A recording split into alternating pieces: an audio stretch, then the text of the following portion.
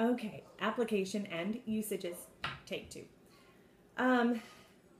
I was interrupted somewhere in the topical usages.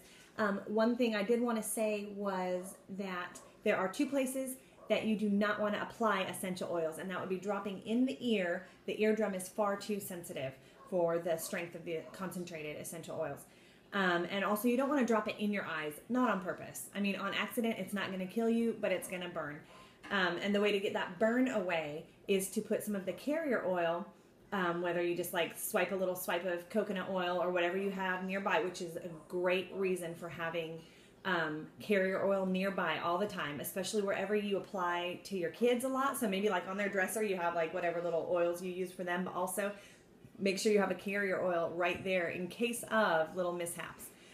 So a little carrier oil wiped, just like dabbed in your eye, and then blink, blink, blink, and the carrier oil will carry the essential oil out and the pain of that. Not that it's ever happened here. Another thing is carrier oil can also take care of the pain if you chose an oil that you didn't realize was going to be hot on your skin, or a little bit warm, a little bit tingly, and you don't like the feeling of that, it's uncomfortable. Grab some carrier oil and rub it right on there again, and that'll dissipate the essential oil feeling. It just dilute it enough, and the pain will go away. So again, there is safety in using essential oils, a lot of common sense in using essential oils. And the third way that I'm going to talk about, third and last way, is internal use of essential oils. I know this can be a hotly debated subject, but it's just so many different schools of thought on the whole thing. And the way that Gary Young, who founded Young Living 21 years ago, he was trained and learned in many different methods, but the one he chose to go with for himself and then to pass on to others was the French aromatherapy method. I guess anything goes in France. Haven't we always known that? So in the French aromatherapy method, ingestion of essential oils is perfectly fine as long as the essential oil is completely pure. So again, the only brand that I would trust with that is Young Living, because I'm confident in their purity.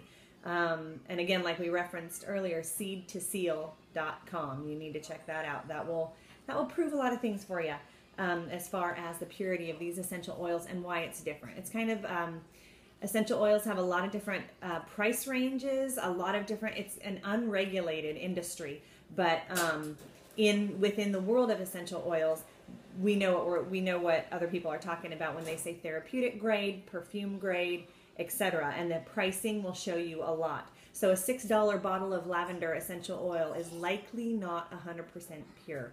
Young Living, a bottle of essential oil lavender is going to be $23, and that's the wholesale price.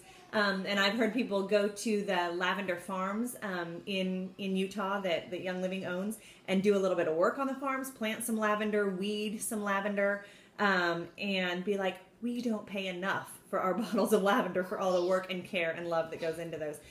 So